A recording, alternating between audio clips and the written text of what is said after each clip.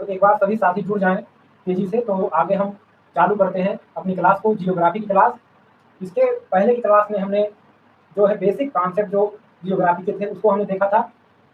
Geography क्या है, भूगोल क्या है, और मनुष्य और प्रकृति के संबंधों को बताने वाले तीन जो विचार थे, नियतिवाद, नवनियतिवाद और संभावनावाद, उसको हमने बेहतरीन तरीके से पिछली क्लास में देखा था। जो बच्चे देखे होंगे उस वीडियो को, उन्हें उम्मीद है अच्छे से समझ में आया होगा। तो इस वीडियो में आप जो है पूरा जुड़े रहिए पूरी तरीके से और मन लगाकर क्लास लीजिए, तो उम्मीद है आपको अच्छी तरीके से समझ में भी आएगा और इसी क्लास में ही आपको याद भी हो जाएगा और नोट्स भी बनाने की आपको जरूरत भी नहीं पड़ेगी। तो एक बार सभी साथी क्लास को शेयर जरूर कर देंगे, क्योंकि मैं आपके लिए शायद नया हूँ, लेकिन जो है इस क्षेत्र से जुड़ा हूँ काफी समय से। तो जो कंटेंट आपको वो आपको एकदम परफेक्ट और सटीक और सही मिलेगा। और हम तैयारी कर रहे हैं सुपर टेट, यूपी टेट और सीटेट लेवल की। मेन टारगेट हमारा सुपर टेट है, तो उसी को ध्यान में रखते हुए हमारी क्लास चलेगी। और इसके अलावा जो सामान्य प्रतियोगी परीक्षाएं हैं उसमें भी आपका ये क्लास आपका काम देगा। ऐसा नहीं है कि केवल सुपर टेट, यूपी टेट में ही काम देगा। यही सब चीजें आपकी जो सामान्य प्रतियोगी परीक्षाएं हैं, पुलिस की हैं, यूपीएसआई की हैं, इसके अलावा जो अन्य एसएससी की छोटी परीक्षाएं हैं, लेखपाल आदि में जो जहाँ पर जो है छोटी परीक्षाएं है वहाँ पर जो पूछा जाता है जियोग्राफी, वहाँ पे आपका कोई दिक्कत नहीं, यहीं से आपका सब चीजें आपका यहीं से कवर हो जाएगा। तो क्लास आपके लिए बेहद इंपॉर्टेंट है। तो पिछली वीडियो अगर आपने ना देखी हो पहली क्लास की, तो नीचे लिंक डिस्क्रिप्शन में है, वहां से आप जाकर एक बार पहली क्लास जरूर देखिएगा साथियों। चलिए, स्वागत है आप सभी का एक बार फिर से। और मेरा नाम है राज विश्वकर्मा और आप सभी देख रहे हैं आपका अपना प्यारा यूट्यूब चैनल एग्जाम मास्टर। तो चलिए, आज का हमारा जो टॉपिक है, मैंने पिछली वीडियो में ही बताया था कि आज का हमारा जो टॉपिक है वो आपका है ब्रह्मांड। ब्रह्मांड से हम शुरुआत करेंगे और टॉपिक वाइज आगे बढ़ेंगे। और मैं क्लास ज्यादा बड़ी नहीं लेता, क्योंकि मैं चाहता हूं कि चीजें आपको क्लास में ही याद हो जाए, बाद में आपको पढ़ने की जरूरत ही ना पड़े। तो मैं एक बार आपको पहले समझाता हूं आराम से, इसके बाद तेजी के साथ एक रिवीजन भी कराता हूं, ताकि आपको क्लास में ही सब कुछ याद हो जाए, कोई दिक्कत ना हो। तो चलिए, एक बार वीडियो को लाइक कर दीजिए फटाफट। तो चलिए अब शुरुआत करते हैं। ब्रह्मांड क्या है साथियों, आइए देखते हैं। ब्रह्मांड क्या, जिसको हम अंग्रेजी में यूनिवर्स भी कहते हैं। ब्रह्मांड साथियों सूक्ष्मतम अणुओं से लेकर बृहद आकाश गंगाओं का सम्मिलित रूप ही ब्रह्मांड कहलाता है। क्या साथियों, एक बार देख लेते हैं लिखकर। सूक्ष्मतम अणुओं, क्या साथियों, सूक्ष्मतम अणुओं से लेकर बृहद आकाश गंगाओं का, सूक्ष्मतम अणुओं से लेकर बृहद आकाश गंगाओं का सम्मिलित रूप ही आपका क्या कहलाता है, यूनिवर्स यानी कि ब्रह्मांड कहलाता है। ठीक, सूक्ष्मतम अणुओं से लेकर बृहद आकाश गंगाओं का सम्मिलित रूप ही आपका ब्रह्मांड कहलाता है। तो अब चलिए थोड़ा आगे बढ़ते हैं तेजी के साथ। तो आपको क्लास बोरिंग नहीं लगनी चाहिए, आप ठीक है, तो तेजी के साथ मैं थोड़ा क्लास लूंगा, क्योंकि जो है बच्चे जो है बोरिंग महसूस करने लगते हैं तो भाग जाते हैं। तो चलिए आइए, तो हमने परिभाषा देख लिया ब्रह्मांड यूनिवर्स क्या है। ब्रह्मांड क्या है, सूक्ष्मतम अणुओं से लेकर बृहद आकाश गंगाओं का सम्मिलित रूप ही आपका ब्रह्मांड यूनिवर्स है। और जो साथियों आपका ब्रह्मांड है वो दो चीजों से मिलकर बना हुआ है। एक तो आपका जो चमकने वाली चीजें है, दूसरी आपकी ना चमकने वाली चीजें।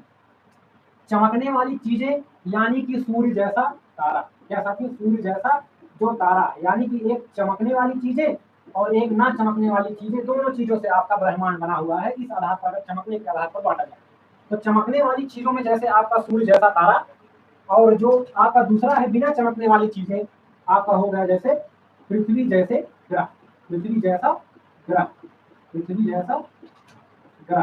ठीक, तो ब्रह्मांड आपका दो चीजों से बना हुआ है, चमकने वाली चीजें और बिना चमकने वाली चीजें। चमकने वाली चीजों में आपका सूर्य जैसा तारा और अन्य तारे जो हैं, और वहीं आपका बिना चमकने वाली चीजों में पृथ्वी जैसा ग्रह और अन्य ग्रह जो नहीं चमकते। इसी तरह के बहुत से पार्टिकल हैं, बहुत से चीजें हैं जो आपकी नहीं चमकते। तो दो चीजें आपकी तरह पाई जाती हैं। ब्रह्मांड की सबसे छोटी इकाई साथियों क्या है, तारा है। ब्रह्मांड की सबसे छोटी इकाई आपका तारा है। इन्हीं ताराओं के समूह को हम, जब एक ताराओं के समूह को हम तारा मंडल कहते हैं, और इन्हीं तारा मंडलों के समूह को हम क्या कहते हैं, निहारिका कहते हैं। और इन्हीं निहारिकाओं से मिलकर हमारा सौर मंडल बना हुआ है साथियों। क्या, अगर पूछ लिया जाए एग्जाम में कि ब्रह्मांड की सबसे छोटी इकाई क्या है, तो सबसे छोटी इकाई तारा है साथियों। ठीक है, और तारा जो है साथियों, जब ताराओं का एक समूह बना दिया जाता है तो आपका तारा मंडल होता है। और इन्हीं तारा मंडलों के समूह को हम निहारिका कहते हैं, और इन्हीं निहारिकाओं से मिलकर हमारा ब्रह्मांड बना हुआ है। ठीक है, तो कोई दिक्कत, आगे चलिए बढ़ते हैं। ब्रह्मांड में सर्वाधिक मात्रा में क्या पाया जाता है साथियों, अगर एग्जाम में आता है तो ब्रह्मांड में सर्वाधिक मात्रा में पाए जाने वाला तत्व आपका हाइड्रोजन है। ठीक है, ऐसे तमाम हाइड्रोजन पिंड हमारे ब्रह्मांड में मौजूद है जिनको हम क्या कहते हैं, नेबुला कहते हैं। तो नेबुला क्या होता है, हाइड्रोजन पिंड होता है। और ब्रह्मांड में सबसे सर्वाधिक मात्रा में पाया क्या जाता है, सर्वाधिक मात्रा में आपका हाइड्रोजन तत्व पाया जाता है, यानी कि जिसको हम H2 भी कहते हैं। ठीक है, ऐसे पिंडों को जो हाइड्रोजन से बने हुए होते हैं उनको हम नेबुला कहते हैं। ऐसे बहुत से पिंड हमारे ब्रह्मांड में मौजूद हैं। ठीक है, और जो और इसके अलावा आगे बढ़ते हैं, चमकने वाली चीजें जो साथियों ब्रह्मांड में चमकने वाली चीजें होती हैं वो अपनी ऊर्जा का स्रोत खुद होती है। जैसे एक तारा सूर्य है, क्या एक तारा सूर्य है, वो अपनी ऊर्जा का स्रोत खुद है। वहीं आपका एक उपग्रह है क्या, चंद्रमा। क्या साथियों, एक आपका उपग्रह है चंद्रमा, जो आपका सूर्य के प्रकाश से चमकता है। कैसे चमकता है सूर्य के प्रकाश से, सूर्य की जो उष्मा है, गर्मी जब चंद्रमा पर पहुंचती है तो ये चंद्रमा इसको अवशोषित कर लेता है। और जब जब सूर्य का प्रकाश चंद्रमा पर नहीं पड़ता है तो वही उष्मा जो अवशोषित किया था वही विकिरण के रूप में बाहर निकलती है उष्मा के रूप में। तो आपका ये चमकता हुआ प्रतीत होता है चंद्रमा। तो जैसे क्या आपको मैंने बताया कि चमकने वाली चीजें अपनी ऊर्जा का स्रोत खुद होती हैं, और इनकी ऊर्जा का स्रोत कहाँ से इनको मिलता है, अपनी ऊर्जा का स्रोत नाभिकीय संलयन की क्रिया द्वारा। क्या, नाभिकीय संलयन की क्रिया द्वारा जो तारे हैं, जो चमकने वाली चीजें हैं वो चमकती हैं। नाभिकीय संलयन की क्रिया क्या होती है साथियों, आइए देखते हैं। अगर पूछ लिया जाए कि तारों के चमकने की जो प्रक्रिया है वो किसके कारण है, तो आप ऑप्शन में नाभिकीय संलयन की क्रिया आप टिक करके आएंगे। जब साथियों दो हाइड्रोजन, यानी कि जब दो तत्व, जब दो अणु, जब दो परमाणु, अणु होंगे तो पहले विद्युत होंगे तब मिलेंगे, लेकिन जब दो परमाणु हाइड्रोजन के साथियों आपस में मिलते हैं तो ऊर्जा का ह्रास होता है, और एक तीसरा जो क्या बनाते हैं, तीसरा एक अणु बनाएंगे दोनों मिलकर। ठीक है, तो हाइड्रोजन साथियों जो मिलेंगे, दो हाइड्रोजन आपका आपस में मिलेंगे तो वो एक तीसरा नाभिक बनाते हैं। जब दो हाइड्रोजन आपस में मिलते हैं तो एक तीसरे नाभिक का निर्माण करते हैं, और उसी प्रक्रिया में आपका ऊर्जा का ह्रास होता है। और ऊर्जा का ह्रास क्या होता है, वो आपका ताप के रूप में होता है, ऊर्जा का ह्रास। तो जो ताप होता है वो साथियों जब विघटित होती है, जब बाहर निकलती है तो आपका प्रकाश के रूप में निकलती है। ठीक, तो आपका यही जो पिंड चमकने लगता है उसी को हम तारा कहते हैं। मान लीजिए जैसे दो हाइड्रोजन है आपका, दो हाइड्रोजन आपका, एक 5 किलोग्राम का और दूसरा भी 5 किलोग्राम का, दो हाइड्रोजन पिंड आपके अगर मिल रहे हैं। ठीक है, दो हाइड्रोजन नाभिक, हाइड्रोजन के दो नाभिक अगर आपके मिल रहे हैं, एक 5 किलोग्राम का दूसरा भी 5 किलोग्राम का, अगर ये आपस में मिल रहे हैं और एक तीसरे नाभिक का निर्माण कर रहे हैं, आपस में क्रिया करेंगे और तीसरे नाभिक का निर्माण करेंगे, तो जो इनका टोटल द्रव्यमान होगा साथियों ये कितना होना चाहिए, 10 किलोग्राम का। लेकिन जो टोटल द्रव्यमान हो 10 किलोग्राम का नहीं, अबाउट आपका जो है 8 किलोग्राम का होगा, या मतलब 7 किलोग्राम का होगा। जैसा आपका ऊर्जा का ह्रास होगा उसी तरह से इनका जो द्रव्यमान है उसमें क्षति आएगी। तो साथियों मान लीजिए कि दो आपके पिंड यानी कि आपस में टकराए और उनका जो उसमें जो हाइड्रोजन है, आपका हाइड्रोजन पिंड है, एक 5 किलोग्राम का दूसरा 5 किलोग्राम का, जब ये आपस में मिलेंगे तो आपका 8 किलोग्राम का एक तीसरा जो है नाभिक का निर्माण करेंगे। ठीक है, तीसरे पिंड का निर्माण करेंगे, तो इसमें आपका 2 किलोग्राम मान लीजिए ऊर्जा का ह्रास हुआ। ठीक, तो ये जो 2 किलोग्राम ऊर्जा का ह्रास हुआ ये आपका ताप के रूप में बाहर निकलेगा, और जब ताप के रूप में बाहर निकलेगा तो आपको पता है कि ताप क्या होता है साथियों, बेहद गर्म होता है, और जब गर्म होगा तो आपका प्रकाश के रूप में दिखाई देगा, और ये पिंड क्या होगा, चमकने लगेगा। तो यही जो क्रिया है साथियों, जो ऊर्जा का ह्रास हो रहा है और प्रकाश के रूप में जो पिंड प्रकाशित हो रहा है वो आपका क्या, यही नाभिकीय संलयन की क्रिया है। उम्मीद आपको समझ में आ गया होगा, नहीं समझ में आया तो कमेंट करके जरूर बताएं। आगे की वीडियो में हम इस पर एक बार फिर से विस्तृत रूप से चर्चा करेंगे। ठीक है, तो वीडियो कैसा लगा एक बार कमेंट जरूर कर दीजिएगा, और वीडियो लाइक शेयर जरूर करिएगा साथियों। आगे देखिए तारों का मरना। तारों का मरना क्या है साथियों, जितना आपको पढ़ाया जा रहा है इसी में से मिलेगा, इससे बाहर कुछ भी नहीं आएगा। तो आप बिना संदेह के आप अगर नोट्स बनाना चाहते हैं तो जो मैं आपको हेडिंग वाइज पढ़ा रहा हूँ उसको आप एक एक नोट्स बनाते रहिए। अगर आप कहेंगे तो इसका PDF भी आपको प्रोवाइड करा दिया जाएगा। ठीक है, तो तारों का मरना क्या, आगे आप हम देखेंगे तारों का मरना क्या होता है साथियों। आइए देखते हैं। 1923 ईस्वी में, ठीक है, 1923 में आपका एक वैज्ञानिक क्या थे, सुब्रमण्यम चंद्रशेखर। ठीक है, सुब्रमण्यम चंद्रशेखर ने तारों के मरने की घटना के बारे में बताया, और जिस तारों के मरने की घटना के बारे में इन्होंने बताया उसको हम चंद्रशेखर सीमा के अंतर्गत इन्होंने बताया। इन्होंने एक सीमा बताया और उसको हम चंद्रशेखर सीमा कहते हैं। इसके लिए इन्होंने तारों को 3 भागों में बांट दिया। इसको सुब्रमण्यम चंद्रशेखर ने, अगर आता है एग्जाम में कि तारों के मरने की घटना को किसने बताया, तो सुब्रमण्यम चंद्रशेखर ने बताया। कब बताया? 1923 ईस्वी में बताया। किस सीमा के अंतर्गत बताया? चंद्रशेखर सीमा के अंतर्गत बताया। और इसके लिए इन्होंने तारों को 3 भागों में बांट दिया। आइए देखते हैं। तारों को 3 भागों में बताया। पहला है आपका छोटा तारा, दूसरा है आपका मझला तारा, और तीसरा है आपका बड़ा तारा। छोटा तारा अगर साथियों क्या है? छोटा तारा अगर साथियों फैलता है तो इसको हम लाल दैत्य कहते हैं। और अगर वही जो छोटा तारा है वो सिकुड़ रहा है, ठीक है, तो उसको हम श्वेत वामन कहते हैं। दूसरा क्या है? मझला तारा। मझला तारा जो है उसको हम न्यूट्रॉन स्टार यानी कि पल्सर कहते हैं। क्या? मझला तारा है उसको हम न्यूट्रॉन स्टार पल्सर कहते हैं। और जो बड़ा तारा है उसको हम ब्लैक होल यानी कि कृष्ण बीवर कहते हैं। और कृष्ण बीवर के बारे में हम आगे विस्तृत अध्ययन करेंगे जब ये टॉपिक में आएगा। इसका एक अलग टॉपिक है, ठीक है। तो यहाँ पर हम क्या देखेंगे कि जो सुब्रमण्यम चंद्रशेखर ने तारों की मरने की घटना को बताया। तारों के मरने की घटना क्या है साथियों? आइए देख लेते हैं आप एक बार। जब साथियों नाभिकीय संलयन की क्रिया, क्या नाभिकीय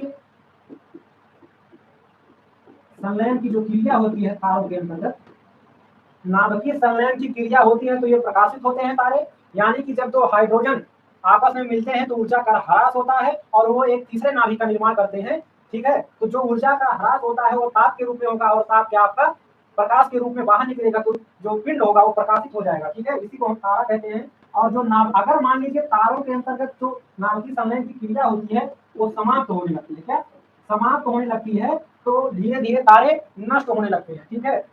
तो इन्हीं को हम तारों का मरना कहते हैं। और इसको 1923 ईस्वी में चंद्रशेखर ने बताया। किसने? सुब्रमण्यम चंद्रशेखर ने चंद्रशेखर सीमा के अंतर्गत बताया। इसके लिए उन्होंने तारों को 3 भागों में बांट दिया। छोटा तारा, मझला तारा, बड़ा तारा। छोटा तारा अगर फैलता है तो लाल दैत्य कहते हैं, और अगर सिकुड़ रहा है तो श्वेत वामन। और जो मझला तारा है उसके अंतर्गत आता न्यूट्रॉन स्टार, जिसको हम पल्सर कहते हैं। और वही बड़ा तारा है उसको ब्लैक होल यानी कि कृष्ण बीवर कहा जाता है, ठीक है। बस इसको आप याद कर लीजिए। इसके आगे आपका सुपर टेस्ट में कुछ भी नहीं आने वाला है। आइए आगे देखते हैं। आगे जो आपका है तो सबसे इम्पोर्टेंट जो टॉपिक है आ गया है। उम्मीद है आपको अच्छे से समझ में आएगा। आइए देखते हैं। आपका जो हेडिंग है वो आपका है ब्रह्मांड की उत्पत्ति का सिद्धांत। ब्रह्मांड की उत्पत्ति का सिद्धांत। आइए देखते हैं कि ब्रह्मांड की उत्पत्ति कैसे हुई और इसको किन लोगों ने जो है बताया है। तो साथियों जो ब्रह्मांड का जो अध्ययन है वो आपका क्या कहलाता है? कॉस्मोलॉजी कहलाता है। क्या? कॉस्मोलॉजी कहलाता है, ठीक है। सर्वप्रथम टालमी, क्या साथियों? सर्वप्रथम टालमी और अरस्तु नाम के जो जानकार थे उन्होंने सबसे पहले पृथ्वी केंद्रित संकल्पना दी। अरस्तु और टालमी ने बताया कि जो पृथ्वी है वो केंद्र में है और अन्य सभी ग्रह और उपग्रह और जो सूर्य सभी पृथ्वी का जो है चक्कर लगा रहे हैं। तो पृथ्वी अगर पूछ लिया जाता है कि पृथ्वी केंद्रित संकल्पना किसने दी, तो टालमी और अरस्तु ने दी। तो इन्होंने बताया कि ये आपकी पृथ्वी है और सभी जो ग्रह उपग्रह है, सूर्य है, सभी जो है पृथ्वी की चक्कर लगा रहे हैं, पृथ्वी का चक्कर लगा रहे हैं उसके चारों तरफ एक नियत कक्ष में। लेकिन आगे जब समय आया तो कॉपरनिकस ने कहा कि ऐसा कुछ भी नहीं है, सूर्य केंद्र में है और सभी जो ग्रह उपग्रह है वो चक्कर लगा रहे हैं किसका? सूर्य का। तो सर्वप्रथम अगर पूछा जाता है कि सूर्य केंद्रित संकल्पना किसने दिया, तो सूर्य केंद्रित संकल्पना आपका साथियों जो किसने दिया था? कॉपरनिकस ने। किसने दिया? सूर्य केंद्रित संकल्पना कॉपरनिकस ने दिया था। और इन्होंने बताया कि सूर्य केंद्र में है, यानी कि केंद्र में सूर्य स्थित है और जितने भी ग्रह और उपग्रह हैं वो सूर्य का चक्कर लगा रहे हैं, ठीक। जैसे आपके बुध, शुक्र, पृथ्वी, मंगल, बृहस्पति, शनि, अरुण, वरुण, इसके अलावा जो ग्रह उपग्रह हैं इन्होंने बताया कि सूर्य का ये सभी चक्कर लगा रहे हैं। जो टालमी और अरस्तु ने साथियों इसका जो पृथ्वी केंद्रित संकल्पना दी थी तो इसमें इन्होंने बताया था क्या कि पृथ्वी केंद्र में है। लेकिन जब कॉपरनिकस आए, ये भी एक जानकार, बहुत इन्होंने जो है खगोलकी के बारे में काफी अध्ययन किया, तो इन्होंने जो है क्या कह दिया, इन्होंने कह दिया कि सूर्य केंद्र में है। तो इसके जो उस समय वहां के राजा थे उन्होंने कॉपरनिकस को बुलाया और कहा कि जो महान जानकार जिनको पूरा विश्व मान रहा है कि उनकी संकल्पना गलत नहीं है, सही है, पूरा विश्व मान रहा है, और तुम एक अकेले पर्सन हो जो कह रहे हो कि सूर्य केंद्र में है। लेकिन कॉपरनिकस साथियों अपनी बात पर टला रहा, उसने स्वीकार नहीं किया कि जो है पृथ्वी केंद्र में है। तो इसके लिए साथियों क्या किया, राजा ने कापरनिकस को फांसी पर लटका दिया। लेकिन कापरनिकस अपनी बात पर टिका रहा, उसने ये नहीं कहा कि पृथ्वी केंद्र में है, डरा भी नहीं।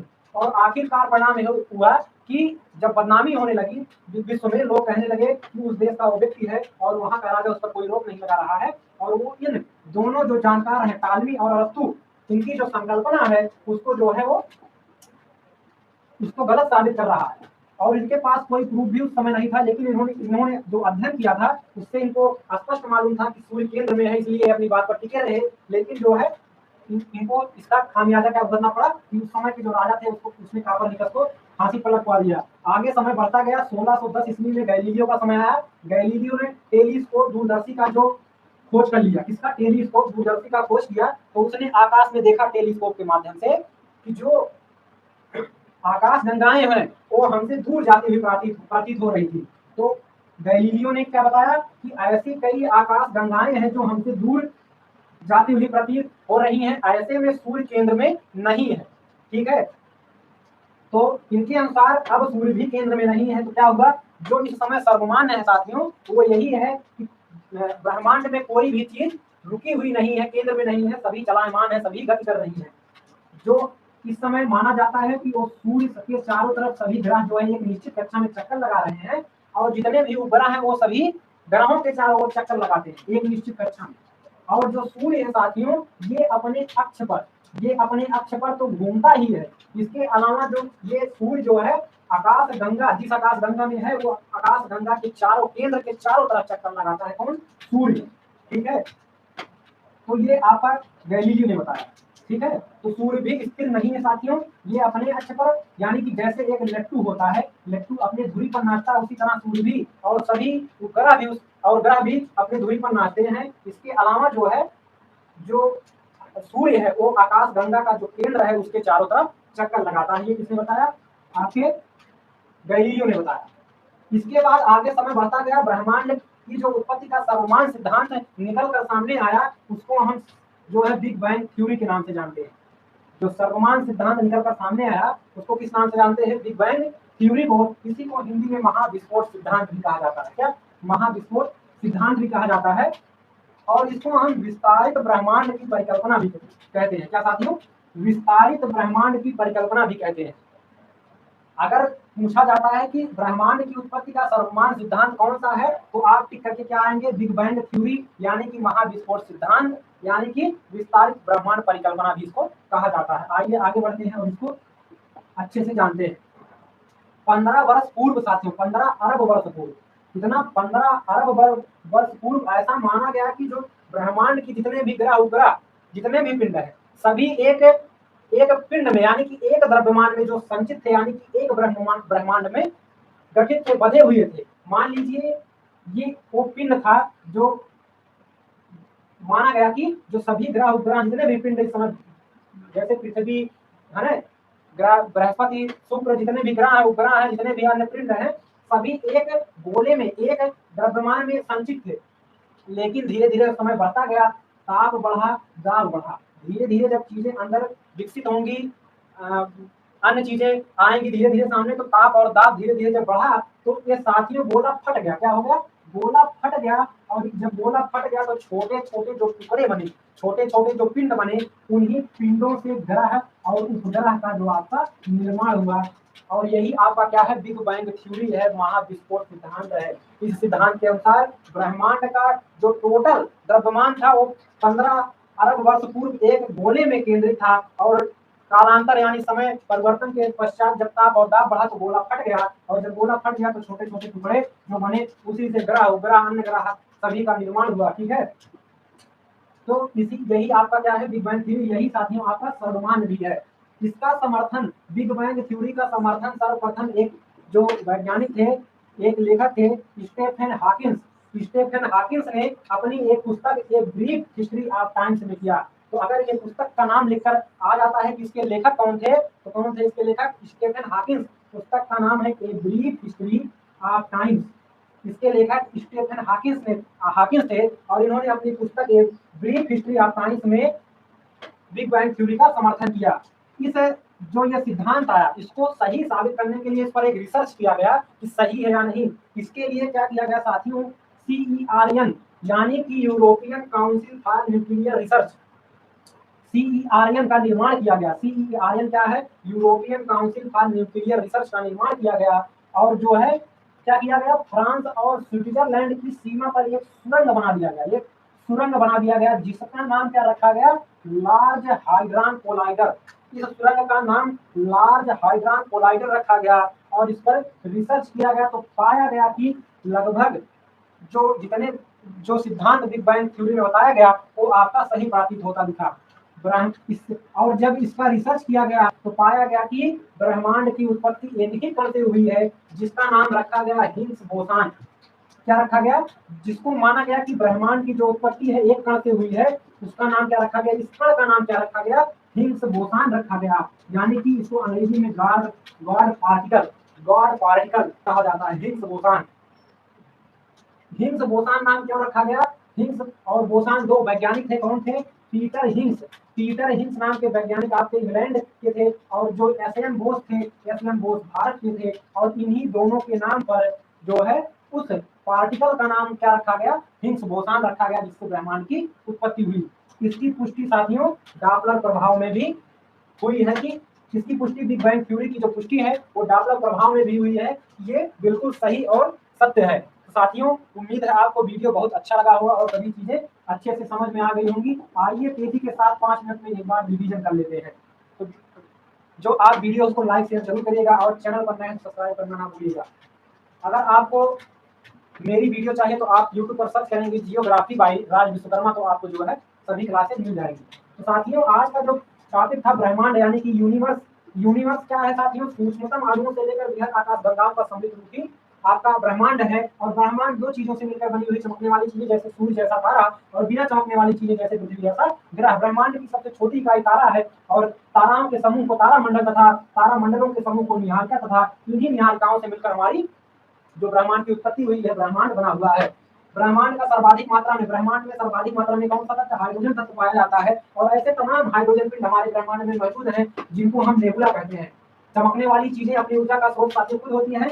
इनके चमकने की जो शक्ति होती है वो कहाँ से इनको मिलती है? नाभिकीय संलयन की क्रिया द्वारा। नाभिकीय संलयन की क्रिया क्या होती है? मैंने बताया कि जब दो हाइड्रोजन परमाणु साथियों आपस में मिलते हैं तो ये एक तीसरे नाभिक का निर्माण करते हैं और इसमें ऊर्जा का ह्रास होता है। और जो ह्रास होता है ऊर्जा का वो ताप के रूप में होता है और यही ताप साथियों आपका प्रकाश के रूप में बाहर निकलता है। तो जो पिंड है जो वो चमकता हुआ प्रतीत होता है उसी को हम तारा कहते हैं। और जैसे साथियों सूर्य आपका खुद चमकता है, ये किसी से प्रकाश नहीं लेता, यानी कि इसमें लगातार नाभिकीय संलयन की क्रिया होती है। सूर्य में सर्वाधिक मात्रा में हाइड्रोजन और हीलियम गैसें पाई जाती हैं जिनमें नाभिकीय संलयन की क्रिया लगातार होती रहती है और ताप के रूप में ऊर्जा बाहर निकलती रहती है। और यही ऊर्जा साथियों चंद्रमा अवशोषित करता है और रात में जब उसको अवशोषित कर लेता है और रात में जब साथियों वो ऊर्जा बाहर निकलती है उष्मा, तो चंद्रमा चमकता हुआ प्रतीत होता है। आगे देखिए, जैसे दो हाइड्रोजन आपस में मान लीजिए 5 किलोग्राम के मिले तो 8 किलोग्राम का एक तीसरा नाभिक, एक थर्ड नाभिक का निर्माण हुआ और इसमें ऊर्जा का ह्रास हुआ। तो इनकी जो टोटल द्रव्यमान इनका जो होना चाहिए वो 10 किलोग्राम का होना चाहिए, लेकिन वास्तव में होगा 8, 7 या 9 किलोग्राम का और उसमें ऊर्जा का ह्रास हुआ। और मान लीजिए ऊर्जा का ह्रास आपका 2 किलोग्राम का हुआ और ये ऊर्जा का ह्रास आपका ताप के रूप में होगा और यही ताप जब बाहर निकलता है तो पिंड चमकता हुआ प्रतीत होता है। आगे तारों का मरना क्या होता है? जब नाभिकीय संलयन की क्रिया समाप्त होगी तो तारे धीरे धीरे नष्ट होने लगते हैं। तारों के मरने की घटना को 1923 ईस्वी में सुब्रमण्यम चंद्रशेखर सीमा के अंतर्गत बताया। इसके लिए उन्होंने तारों को 3 भागों में बांट दिया। तारों के तीन भागों में बांटा। पहला आपका छोटा तारा, दूसरा मझला तारा, तीसरा बड़ा तारा। छोटा तारा साथियों जब फैलेगा तो उसको हम लाल दे सिकुड़ेगा तो श्वेत बामन कहते हैं। और मझला तारा को न्यूट्रॉन स्टार पल्सर कहा जाता है, ठीक है। और जो बड़ा तारा होता है उसमें आपका ब्लैक होल यानी कि कृष्ण जीवन, ठीक है। उसको हम आगे बढ़ेंगे। आगे आपकी ब्रह्मांड की उत्पत्ति का सिद्धांत क्या है आगे देखते हैं कि ब्रह्मांड की उत्पत्ति कैसे हुई है, इसको मैंने बताया। आइए तेजी के साथ एक बार रिवीजन कर लेते हैं। सर्वप्रथम टालियो और अरस्तु ने पृथ्वी केंद्रित संकल्पना दी। इन्होंने बताया कि पृथ्वी केंद्र में है और अर्थ यानी कि पृथ्वी केंद्र में है और सभी ग्रह इसका चक्कर लगा रहे हैं। लेकिन बाद में कापरनिकस आए तो उन्होंने बताया कि ऐसा कुछ भी नहीं है, सूर्य केंद्र में है और सभी अन्य चीजें जितने भी ग्रह हैं वो सभी इसका चक्कर लगा रहे हैं। तो इसके लिए क्या हुआ? मैंने बताया कि इनको फांसी की सजा दी हो गई थी। इसके बाद समय बीता। 1610 ईस्वी में गैलीलियो आए। इन्होंने टेलीस्कोप दूरदर्शी का खोज किया। इन्होंने देखा आकाश में तो इन्होंने बताया कि ऐसी कई आकाश गंगाएं जो हमसे दूर जाती हुई प्रतीत हो रही है, ऐसे में सूर्य केंद्र में नहीं हो सकता। सूर्य साथियों अपने अक्ष पर भी घूमता रहता है। इसके अलावा सूर्य जिस आकाशगंगा में स्थित है उसके केंद्र के चारों तरफ भी चक्कर लगाता रहता है। ब्रह्मांड की उत्पत्ति का सर्वमान्य सिद्धांत जो माना गया उसको किसको माना गया? बिग बैंग थ्योरी को माना गया, महाविस्फोट सिद्धांत को माना गया। इसको विस्तारित ब्रह्मांड की परिकल्पना भी कहते हैं। बिग बैंग थ्योरी क्या है आइए देखते हैं। 15 अरब वर्ष पूर्व माना गया कि जितने भी ब्रह्मांड में पार्टिकल हैं वो सभी एक गोले में संचित थे। कालांतर के बाद ताप दाब बढ़ा तो गोला साथियों फट गया और सभी द्रव्यमान इधर उधर बिखर गए और इन्हीं जो धीरे धीरे जो टुकड़े बने, छोटे बड़े टुकड़े बने, इसी से ग्रह उपग्रह का निर्माण हुआ। ठीक है, यही आपका बिग बैंग थ्योरी है। और इसको सिद्ध करने इसका समर्थन साथियों सर्वप्रथम किसने किया? स्टीफन हॉकिंस ने किया, अपनी एक पुस्तक ए ब्रीफ हिस्ट्री ऑफ साइंस में किया। इसकी पुष्टि के लिए CERN का निर्माण किया गया, यानी कि यूरोपियन काउंसिल फॉर न्यूक्लियर